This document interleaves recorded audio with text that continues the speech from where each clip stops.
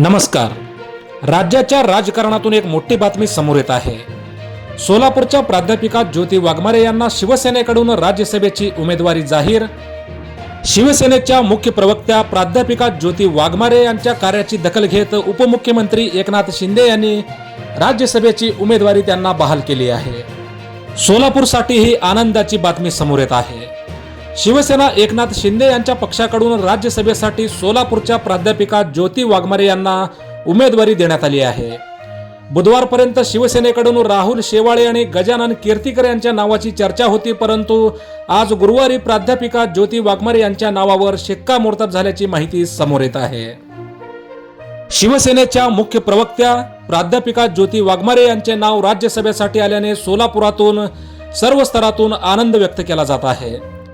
उपमुख्यमंत्री तथा शिवसेना पक्षाचे मुख्य नेते एकनाथ शिंदे यांनी प्राध्यापिका ज्योती वाघमारे यांच्या कार्याची दखल घेत त्यांना न्याय दिला असल्याची भावना नागरिकांमधून व्यक्त होत आहे. शिवसेनेचे मुख्य नेते तथा राज्याचे उपमुख्यमंत्री एकनाथ शिंदे हे राज्याचे मुख्यमंत्री असताना प्राध्यापिका ज्योती वाघमारे यांनी शिवसेनेमध्ये प्रवेश केला होता. त्यानंतर 2024 ची विधानसभा निवडणूक प्रचाराची जबाबदारी ज्योती वाघमारे यांनी सांभाळली होती.